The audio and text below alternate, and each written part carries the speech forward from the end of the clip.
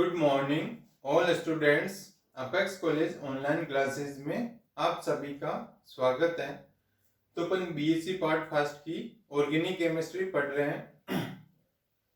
इसमें अपना टॉपिक चल रहा था एरिन्स एंड एरोमेटिसिटी या एरिन तथा एरोमेटिकता। यानी एरिन्स हो गए जो जिस बेंजीन को अपन बोलते हैं एरिन, और एरोमेटिकता का मतलब यानी जिसमें एरोमेटिक के गुण होने चाहिए थे। तो एरोमेटिक कौन कौन से कंपाउंड एरोमेटिक होते हैं, तो उसके अपन ने रूल्स पढ़े थे। जिसे कौन कौन से कंपाउंड एरोमेटिक होते हैं, यानी जो कंपाउंड होने चाहिए वो क्या होने चाहिए, चक्रीय या साइक्लिक कंपाउंड होने चाहिए, और होने चाहिए समतलीय होना चाहिए, और जिसमें संयुग्मित द्विबंध होने चाहिए,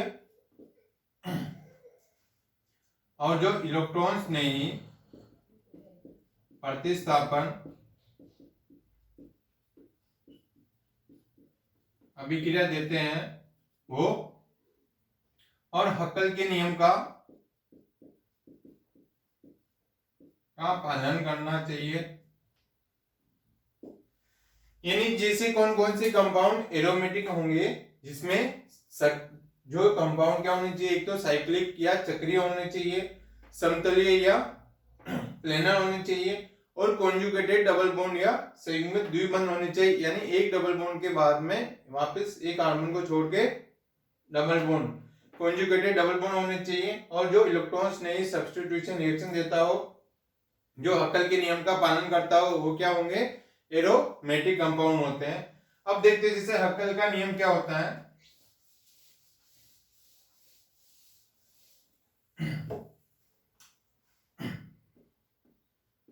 हक्कल का नियम,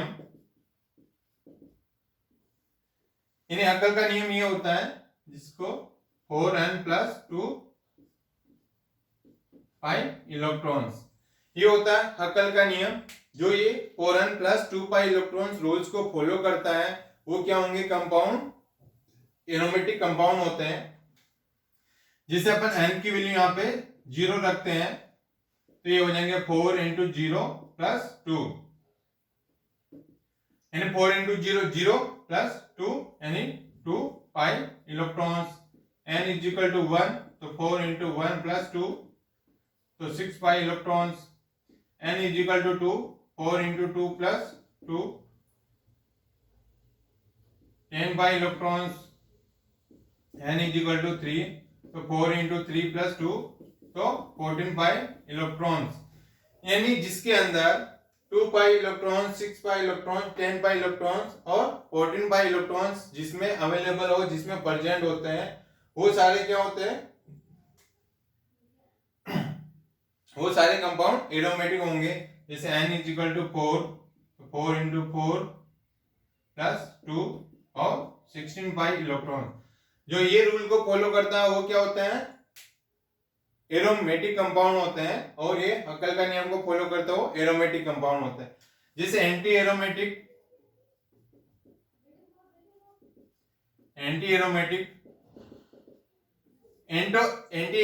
के लिए भी रूल वही हुआ, चक्रीय होने चाहिए, समतलीय होने चाहिए, कॉन्जुगेटेड डबल बॉन्ड होने चाहिए। बट इसमें क्या होता है, इसी में भी हक्कल का नियम ये दूसरा, इसमें एंटी एरोमेटिक में होता है 4n pi electrons, 4n pi electrons. इसमें होता है 4n पाई इलेक्ट्रॉन्स,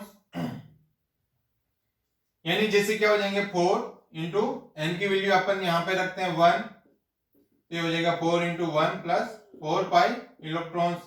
2 रखते हैं, 4 × 2 8 पाई इलेक्ट्रॉन्स।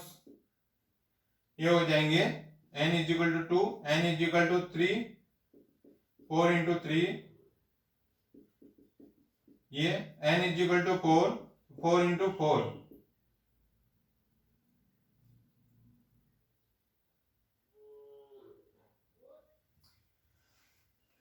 इस यहाँ पे 18 है। n = 4, 4 × 4, 16 pi electron. यानी इसमें क्या हो जाएंगे, जैसे 2, 6, 10 और 14 और 18 पाई इलेक्ट्रॉन्स होंगे, वो एरोमेटिक होंगे। जिसके अंदर, जिस रिंग के अंदर 4 pi electrons, 8 pi electrons, 12 pi electrons, 16 pi electrons होंगे, वो सारे क्या हो जाएंगे, एंटी एरोमेटिक कंपाउंड होता है।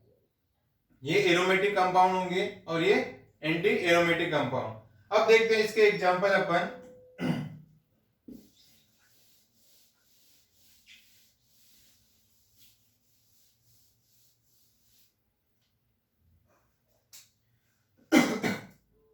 अब जैसे इसको बोलेंगे साइक्लो प्रोपोनियम आयन, साइक्लोप्रोपिनियम आयन। ये क्या हो जाएगा, एरोमेटिक। जो साइक्लोप्रोपेनियम आयन है ये एरोमेटिक होता है। जैसे इसी के में है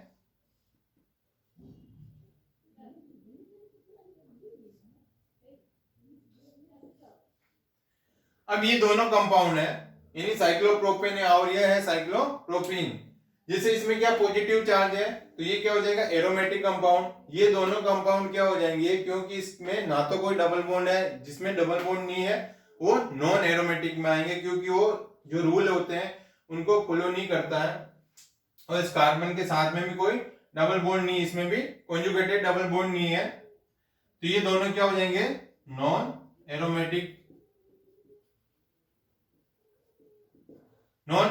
कंपाउंड होंगे। और ये होता है साइक्लोप्रोपेनियम आयन, जिसमें इसमें होता है 2 पाई इलेक्ट्रॉन्स। अब आता है नेक्स्ट,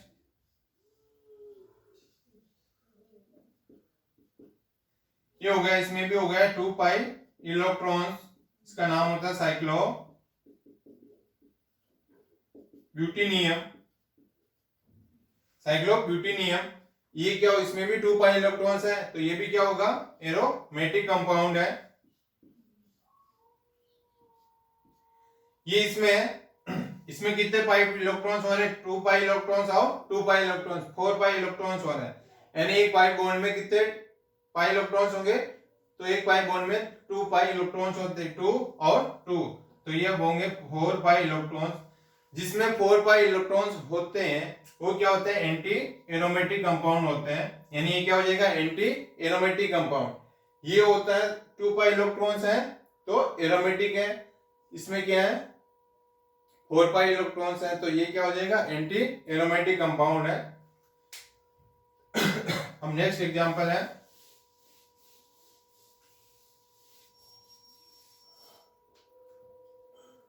जैसे नेगेटिव चार्ज। और इस नेगेटिव चार्ज में क्या होता है, जैसे इस नेगेटिव चार्ज में होते हैं 2 पाई इलेक्ट्रॉन्स होते हैं, यानी 2 पाई इलेक्ट्रॉन्स होंगे, इसमें भी इन 2 इलेक्ट्रॉन्स होते हैं। अगर कोई पॉजिटिव चार्ज है तो उसमें क्या होता है, कुछ नहीं होता है, कोई इलेक्ट्रॉन्स नहीं होता है। अगर किसी में डॉटेड है ऐसे, तो यानी एक इलेक्ट्रॉन प्रेजेंट है, किसी में 2 है फ्री रेडिकल, यानी एक रेडिकल है तो 1 इलेक्ट्रॉन, 2 फ्री रेडिकल है तो इसमें कितने इलेक्ट्रॉन जाएंगे, 2 इलेक्ट्रॉन्स। किसी में डबल बॉन्ड है तो यानी इसमें कितने इलेक्ट्रॉन होते हैं, 2 इलेक्ट्रॉन। अगर किसी में जैसे ट्रिपल बॉन्ड होता है तो उसमें होता है, इसमें भी 2 इलेक्ट्रॉन्स हो गए। यानी जिसके ऊपर ये साइन वगैरह लगते हैं ये ध्यान में रखना है। अगर ये साइन लग रहा है तो वो एरोमेटिक हो जाएंगे, इसके इलेक्ट्रॉन काउंट करना। जैसे नेगेटिव चार्ज है, इसके 2 इलेक्ट्रॉन होते हैं, प्लस वाला है तो इसमें कुछ नहीं होता है, एक फ्री रेडिकल है तो 1 इलेक्ट्रॉन, 2 फ्री रेडिकल है तो 2 इलेक्ट्रॉन। जैसे किसी में डबल बॉन्ड है ये तो इसमें 2 इलेक्ट्रॉन्स, अगर किसी में ट्रिपल बॉन्ड होता है तो उसमें भी 2 पाई इलेक्ट्रॉन्स होते हैं। तो इसमें कितने पाई इलेक्ट्रॉन्स होते हैं, 2 और 2 और 2। नेगेटिव साइन में भी 2 इलेक्ट्रॉन्स होते हैं, तो ये टोटल इसमें हो गया 6 पाई इलेक्ट्रॉन। जिसमें 6 पाई इलेक्ट्रॉन होते हैं वो क्या होता है, एरोमेटिक कंपाउंड।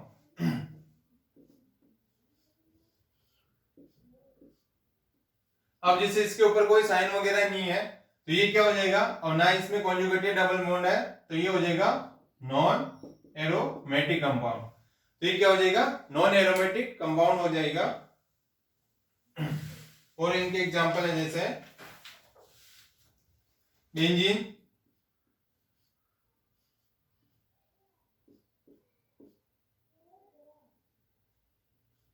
अब बेंजीन है तो बेंजीन में कितने पाई इलेक्ट्रॉन होंगे, 2, 4 और 6, तो 6 पाई इलेक्ट्रॉन्स, यानी अकल के नियम को पालन करता है।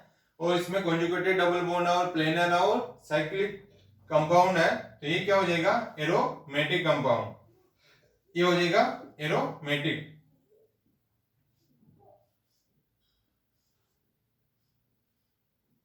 अब जैसे ये है, इसमें इस पे ये क्या है, पॉजिटिव चार्ज लग रहा है। अब यानी इसका मतलब इसमें कोई इलेक्ट्रॉन नहीं है बट चार्ज है, तो जैसे 2, 4 और 6 पाई इलेक्ट्रॉन्स है, तो ये भी क्या हो जाएगा, एरोमेटिक कंपाउंड। अगर इसके ऊपर कोई साइन नहीं होता अभी तो ये क्या हो जाएगा, नॉन एरोमेटिक कंपाउंड।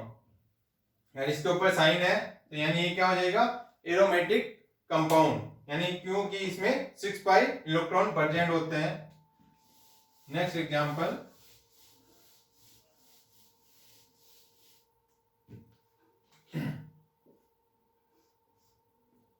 यानी साइक्लो ऑक्टा टेट्राइन, इसका नाम होता है साइक्लो ऑक्टा टेट्राइन। यानी इसमें कितने पाई इलेक्ट्रॉन होंगे, 2, 4, 5, 6 और 8, तो इसमें 8 पाई इलेक्ट्रॉन्स होते हैं।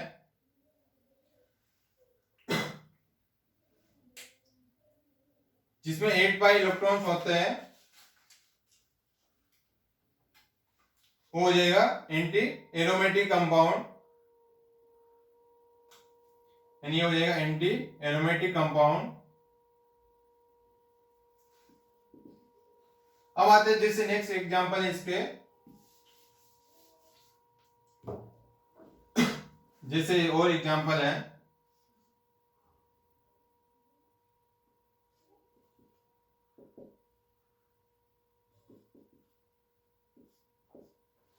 और इसमें जैसे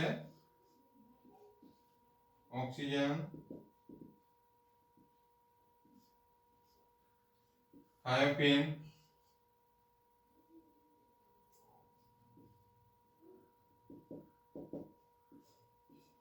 ये होते हैं जैसे हेटेरोसाइक्लिक कंपाउंड। यानी क्या होता है इसमें, हेटेरोसाइक्लिक कंपाउंड, हेटेरोसाइक्लिक कंपाउंड में क्या होता है, यानी जो कंपाउंड क्या होने चाहिए, साइक्लिक होने चाहिए। साइक्लिक कंपाउंड में क्या होता है, एक कार्बन या एक कार्बन से अधिक कार्बन को रिप्लेस करके जिसमें नाइट्रोजन, ऑक्सीजन और सल्फर प्रेजेंट होते हैं उनको हेटेरोसाइक्लिक कंपाउंड बोलते हैं। अब जैसे ये क्या, इसका नाम होता है पाइरोल या पिरोल, ये होता है पिरोल या पाइरोल, ये होता है फ्यूरेन, ये होता है फ्यूरेन, और ये होता है थायोफिन, थायोफिन।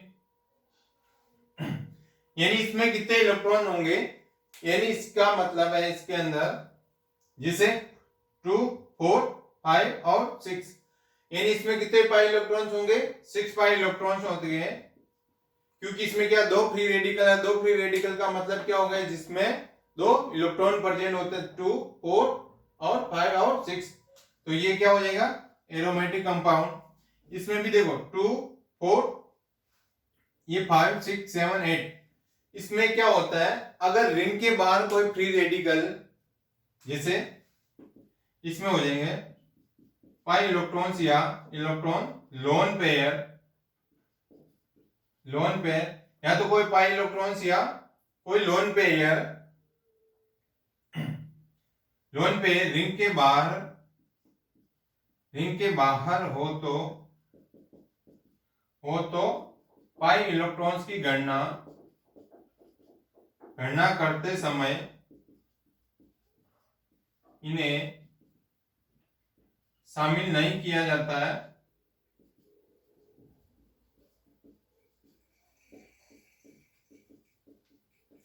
यानी क्या होता है, अगर कोई साइक्लिक कंपाउंड के बाहर, यानी इस रिंग के बाहर कोई भी, या तो कोई पाई इलेक्ट्रॉन्स या कोई लोन पेयर अगर इस रिंग के बाहर प्रेजेंट होते हैं, तो अपन पाई इलेक्ट्रॉन काउंट करते समय इनको अपन इसमें पाई इलेक्ट्रॉन्स में इसकी गणना करते समय इनको क्या करते हैं, काउंट नहीं करते हैं। तो इसमें शामिल नहीं किया जाता, इनको काउंट नहीं करते हैं, यानी रिंग के बाहर है उसको अपन इसमें पाई इलेक्ट्रॉन्स में इसमें काउंट नहीं करता है। तो इसमें कितने पाई इलेक्ट्रॉन हो जाएंगे, 2 4 5 और 6 पाई इलेक्ट्रॉन्स है। इसमें भी 2 4 5 और 6 पाई इलेक्ट्रॉन है, यानी ये रिंग के बाहर वाले लोअर पेयर को अपन काउंट नहीं करते हैं। तो जिसमें 6 पाई इलेक्ट्रॉन है वो एरोमेटिक कंपाउंड, यानी तीनों क्या है, एरोमेटिक कंपाउंड है। अब है जैसे नेक्स्ट,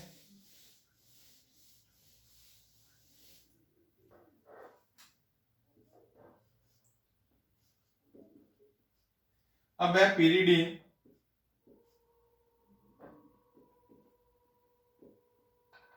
यह pyridine,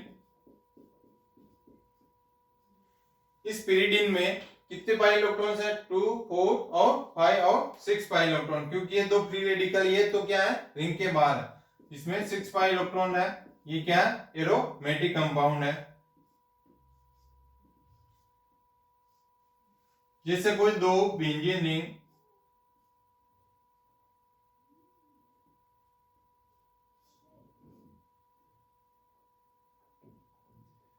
जैसे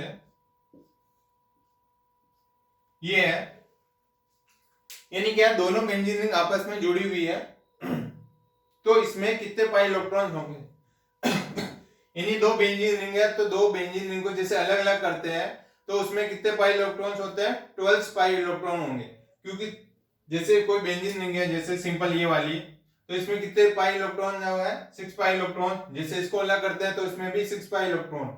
अगर इन दोनों का अटैचमेंट साथ में हो जाता है तो 2 पाई इलेक्ट्रॉन्स 4 पाई इलेक्ट्रॉन्स, इन दोनों रिंग का ये बीच में बॉन्ड है, यानी दोनों का एडिशन है, उसमें क्या है, सिर्फ 2 पाई इलेक्ट्रॉन्स ही है, यानी 2 4 6 8 और 10, ये है 10 पाई इलेक्ट्रॉन्स।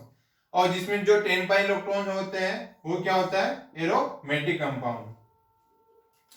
यानी ये क्या, इसमें टोटल इलेक्ट्रॉन्स कितने होंगे, पाई इलेक्ट्रॉन 10 पाई इलेक्ट्रॉन होंगे, 2 4 6, इन दोनों रिंग का ये जो बीच में है इनका अपन 2 पाई इलेक्ट्रॉन काउंट करते हैं, तो ये हो जाएंगे 6 8 और 10 पाई इलेक्ट्रॉन है, तो ये क्या हो जाएगा, एरोमेटिक कंपाउंड। ये सारे रूल हो गए जो कंपाउंड क्या होते हैं, एंटी एरोमेटिक, नॉन एरोमेटिक और एरोमेटिक कंपाउंड होते हैं। अब आते हैं नेक्स्ट अपने एरोमेटिक इलेक्ट्रॉन्स नहीं प्रतिस्थापन अभिक्रिया,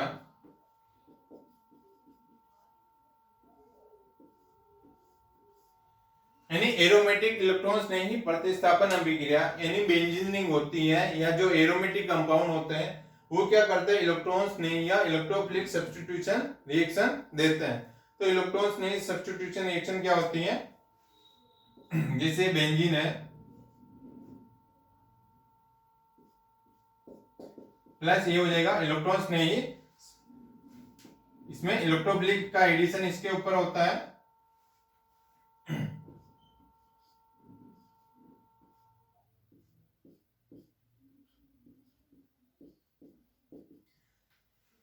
यानी क्या होता है, इलेक्ट्रॉन्स नहीं प्रतिस्थापन अभिक्रिया जिसमें इलेक्ट्रोफिलिक का एडिशन होता है और यहां से कोई यानी मॉलिक्यूल बाहर निकलता है, इसका सब्स्टिट्यूशन होता है, तो ये होती है इलेक्ट्रोफिलिक सब्स्टिट्यूशन रिएक्शन जिसमें H+ आयंस बाहर निकलता है।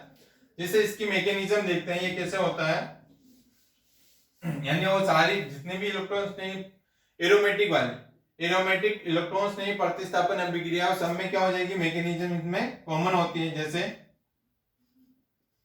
ये बेंजीन हो गई प्लस इस पे इलेक्ट्रॉन्स नहीं अभिक्रिया हो रही है, तो जैसे ये हो जाएगा डेल्टा नेगेटिव और ये डेल्टा पॉजिटिव, तो ये क्या हो जाएगा, इलेक्ट्रॉन्स नहीं है, जो यहाँ पे इसका एडिशन यहाँ हो जाएगा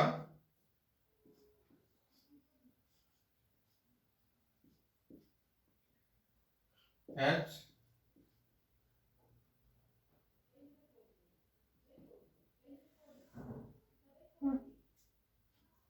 यानी क्या हो जाएगा इसमें, जैसे ये इलेक्ट्रोफिलिक सब्स्टिट्यूट यानी इलेक्ट्रोफिलिक इस कार्बन के ऊपर ऐड करता है, इसके ऊपर पहले से क्या है, एक हाइड्रोजन जुड़ी हुई है, तो ये इस प्रकार से जुड़ जाएंगे और इसका पॉजिटिव चार्ज इस कार्बन पे आ जाता है। अब इसमें क्या होता है, रेजोनेंस होता है।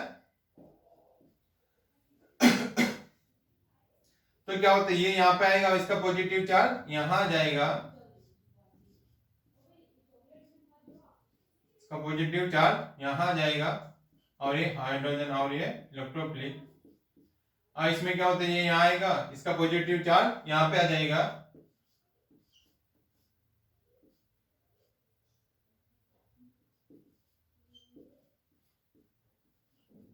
यानी इसमें रेजोनेंस होता है। तो ये इसके क्या हो जाएंगे, इसकी सिमिलरिटी वाली हो जाएगी इसमें।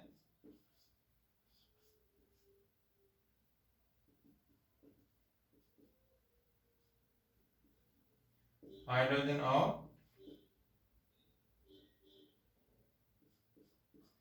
यानी ये क्या हो जाएगा, इसमें क्या होता है, जैसे पॉजिटिव चार्ज पूरे कार्बन पे ये पूरे पे घूमता है, ओरता और पैरा पोजीशन पे, ओरता और पैरा पोजीशन के ऊपर इसमें पॉजिटिव चार्ज घूमता है, यानी ये इस रिंग के बीच में आ जाता है। इसको बोलते हैं एरिनियम आयन, इसको बोलते हैं एरिनियम आयन।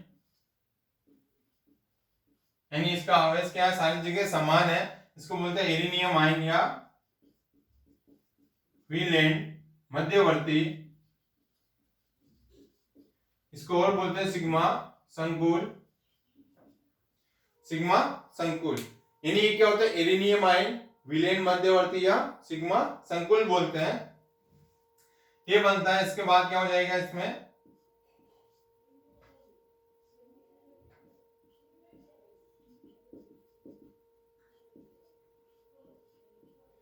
ये सॉरी, यानी इसमें क्या हो जाएगा, ये इलेक्ट्रॉन्स नहीं का इलेक्ट्रोफिलिक का एडिशन हो जाएगा और इसमें से H प्लस आयंस क्या हो जाता है, बाहर निकल जाता है। जैसे यहाँ पे जैसे यहाँ पे आएगा तो यहां से क्या हो जाएगा, ये H प्लस आयंस बाहर निकल जाएंगे।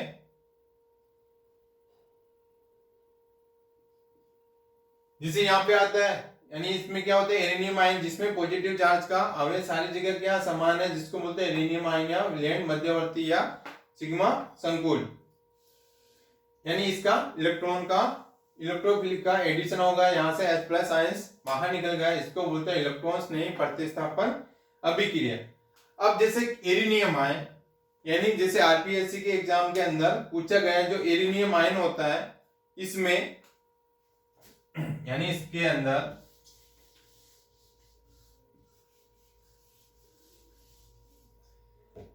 यानी इसमें है टोटल कितने कार्बन हो गए, 6 कार्बन। जैसे इसमें क्या है 5 कार्बन और इसमें प्रत्येक कार्बन पे क्या है, इसमें जैसे एक एक इस पे हाइड्रोजन जुड़ी हुई है और यहाँ पे कोई इस कार्बन के ऊपर कोई एक हाइड्रोजन है।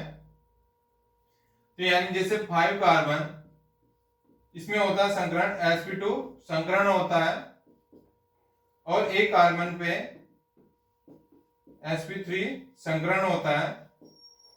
यानी इस पे क्या है, कोई डबल बॉन्ड नहीं है, इस पे इस कार्बन के साथ में कोई डबल बॉन्ड नहीं है। तो एक कार्बन तो क्या होता है, इसमें sp3 संकरण होता है, बाकी 5 कार्बन में क्या होता है, sp2 संकरण होता है। ये सीधा आरपीएससी एग्जाम के अंदर पूछा गया, जो एरेनियम आयन होता है इसमें एक कार्बन के अंदर कौन सा संकरण होता है और 5 कार्बन में कौन सा संकरण होता है। यानी एक कार्बन में तो sp3 संकरण होता है यहाँ पे, क्योंकि इधर और इधर कोई डबल बॉन्ड नहीं होता है, और 5 कार्बन में क्या होता है, sp2 संकरण होता है।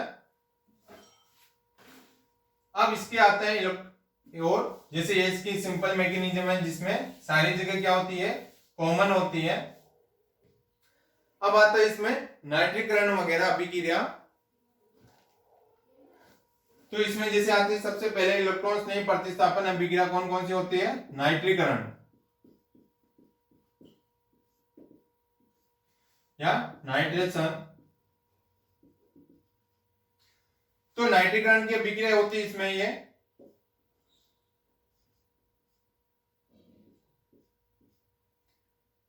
तो इसकी विक्रिया करवाएंगे कंसंट्रेट H2SO4 और कंसंट्रेट HNO3, यानी नाइट्रीकरण की अभिक्रिया अपन नाइट्रेशन करवाते हैं सांद्र H2SO4 सांद्र नाइट्रिक एसिड, इसकी प्रेजेंस में रिएक्शन करवाते हैं।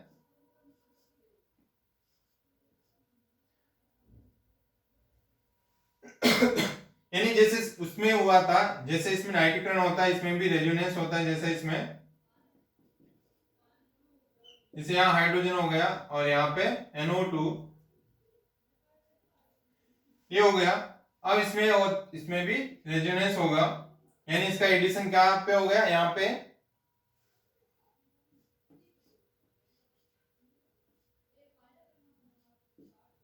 ये इसका पॉजिटिव चार्ज यहाँ पे आ जाएगा और H और NO2 जिससे ये यहाँ पे आएगा, अब ये यहाँ पे आएगा,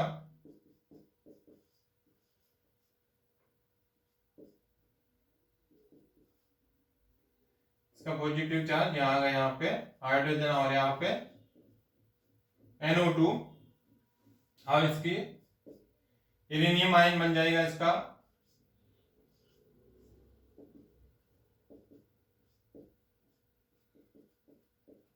ये हो गया इसका इरेनियम आयन। और यहां से क्या हो जाएगा, एक H+ आयन बाहर निकल जाता है और ये बनाएगा नाइट्रोबेंजीन, यह है नाइट्रोबेंजीन। यानी अपन बेंजीन का नाइट्रीकरण करवाता है सांद्र H2SO4 और सांद्र HNO3 के प्रेजेंस में, तो ये सारे इसमें रेजोनेंस होता है और इसमें नाइट्रोबेंजीन, तो इसमें क्या बनता है, नाइट्रोबेंजीन बनता है। नाइट्रोबेंजीन जैसे क्या होता है NO2 कैसा है, जैसे इसमें नाइट्रोजन में यानी जैसे हो गया नाइट्रिक एसिड, ये क्या है HNO3 है, नाइट्रिक एसिड है, इसकी अभिक्रिया अपन H2SO4 के साथ करवाते हैं, H2SO4 के साथ करवाता है, तो जिसमें ये बनता है NO2 प्लस HSO4, यानी H2SO4 का हाइड्रोजन या इसके प्रोटॉन को ये ऑक्सीजन यहाँ पे आ जाता है, तो यानी इसका हाइड्रोजन क्या हो जाएगी, इस ऑक्सीजन के साथ जुड़ जाता है और ये HSO4 बाहर निकल जाता है, और ये क्या होता है, यहां से H2O क्या होता है, बाहर निकल जाता है, तो ये बनेगा NO2 पॉजिटिव प्लस H2O बाहर निकल जाता है यहां से, और ये होता है, इसको बोलते हैं नाइट्रोनियम आयन। फिर ये NO2 इस पे इलेक्ट्रॉन्स या ये क्या होता है, इलेक्ट्रोफिलिक अभिक्रिया देता है, जो इलेक्ट्रॉन्स नहीं होता है, ये होती है नाइट्रीकरण की अभिक्रिया, जिसमें क्या होता है, कंसंट्रेट H2SO4 और कंसंट्रेट नाइट्रिक एसिड का के साथ में इसका नाइट्रेशन करवाता है, तो जिसमें क्या बनता है, नाइट्रोबेंजीन, यानी इसमें HNO2 नाइट्रिक एसिड की अभिक्रिया अपन H2SO4 के साथ करवाता है, तो इसका हाइड्रोजन क्या करता है, ये नाइट्रिक एसिड ग्रहण कर लेता है ये, और यहां से HSO4 इसका बाहर निकल जाता है और इसमें बनता है H2O क्या हो जाता है, बाहर निकल जाता है और ये बनेगा NO2 पॉजिटिव, जिसको बोलते हैं नाइट्रोनियम आयन। जो नाइट्रोनियम आयन होता है वो बेंजीन के साथ में इसकी एडिशन हो जाती है, ये होता है नाइट्रेशन। और जो बाकी की रिएक्शन है वो अपन नेक्स्ट क्लास में डिस्कस करेंगे। ओके।